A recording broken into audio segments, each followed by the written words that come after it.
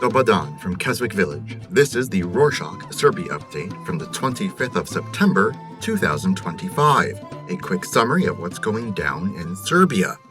On Saturday, the 20th, the government staged one of the largest military parades in Serbia's history, titled Strength of Unity. The parade showcased the modernized arsenal of the country, including more than 2,500 weapons, 600 vehicles, 70 aircraft, and 20 naval vessels. Student protesters also organized a rally in support of the soldiers marching in the parade, adding that the army is for citizens and not for the state officials. President Vučić presided over the parade and said that it symbolizes Serbia's strength and stability. However, political analysts say that the parade did not only aim to show off its new arsenal, but to intimidate demonstrators in Serbia who have been protesting for nearly a year.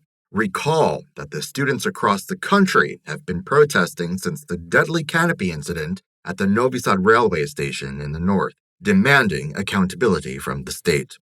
Speaking of the protesting students, they marched in Novi Sad in the previous days in support of the students who were in police custody. Together with citizens' assemblies, the students demanded the release of people detained who participated in the protest.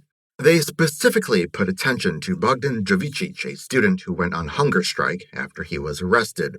The Party of European Socialists also expressed its concern for Jovicic's life and well-being. They accused Vučić of taking authoritarian measures against those who oppose his rule, calling it an attack on democracy and human rights.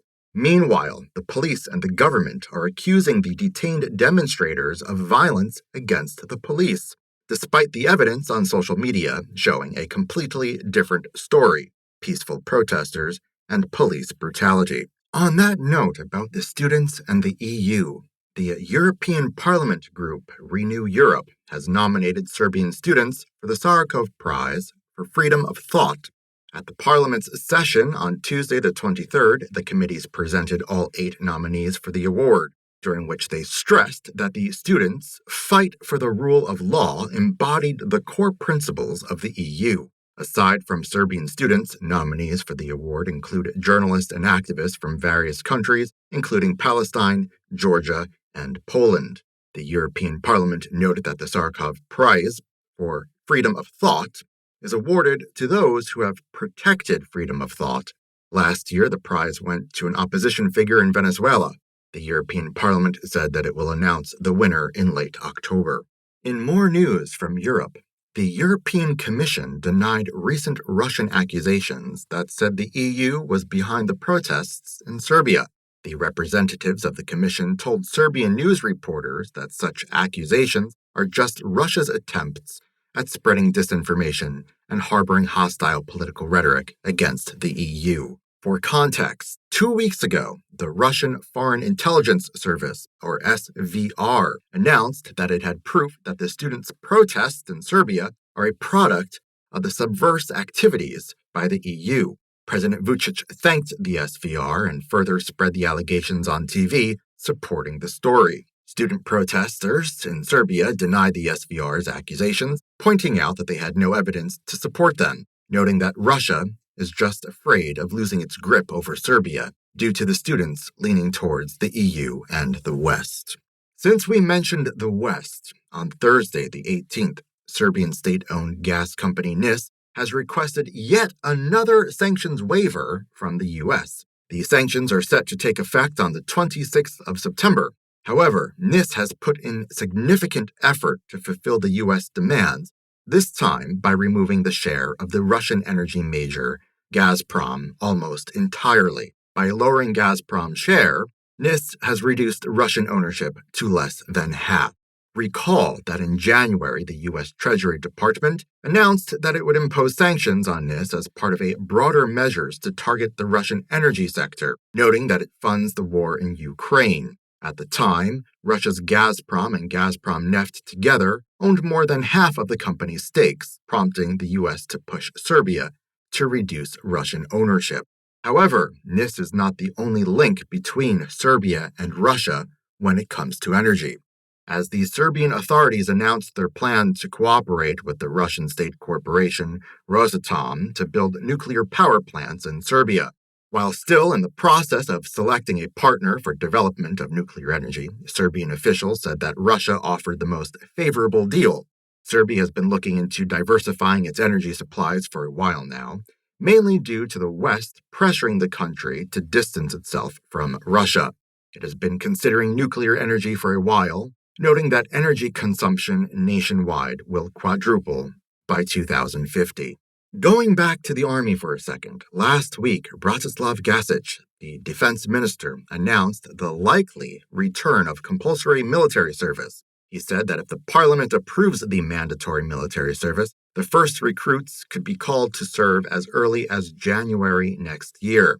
Gašić said that the Serbian armed forces are preparing facilities for the recruits and that they are working on refurbishing military stations and sections.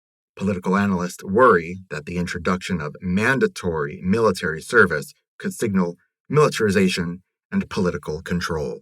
Meanwhile, Serbia leads in the number of media freedom violations in Europe. The Media Freedom Rapid Response Platform, or the MFRR, announced on Wednesday the 17th that Serbia registered around 100 media freedom violations in the first half of 2025, followed by Georgia with around 70 and Turkey with 60. The MFRR stated that since the start of the student protest in late November, media employees have been working under heavy pressure from the state officials and authorities. The platform expressed deep concerns about censorship, smear campaigns, abuse of legal proceedings, and threats to journalists in Serbia. In previous weeks, we spoke about recently enforced profit margins for retailers in Serbia. On Wednesday, the 24th, Jogada Lešević, the trade minister, announced the results of an inspection they had conducted, saying that two major retailers, Delezan and Veropolis, violated the regulation. Recall that the regulation on profit margins came into force in order to lower the prices of regular household items, mostly concerning food. Lazarevic said that 70 out of 83 Delezan markets ignored the profit margins, which meant that product prices were the same as before the regulation. As for Veropolis, 3 out of 3 markets violated the regulation. The minister added that they will have to pay a fine amounting to a total of 25.5 million dinars, which is around $250,000. On a brighter note, Novi Sad is set to introduce a new kind of public space for its citizens called green rooms, under a project of the same name. These new urban spaces will feature green walls composed of plants, solar panels to provide electricity for users, alongside books and magazines dedicated to green concepts and ecology. Novi Sad's public utility company said that green rooms aim to improve the microclimate and microenvironmental conditions in urban areas of the city. Closing this edition with some cultural news. The European Researchers' Night Science Fair will take place on Friday the 26th in 16 cities in Serbia and in another 24 other countries. Under the slogan, Keeping Up with Science, the fair will feature various panels and activities for both adults and children. The entry to the fair is free. For more information about the European Researchers' Night, check out the link in the show notes. And that's it for this week. Thank you for joining us. Don't forget to hit the subscribe button. No need to worry, it's free. Got ideas? Comments? Send us an email at info@rorschach.com. Die dan niks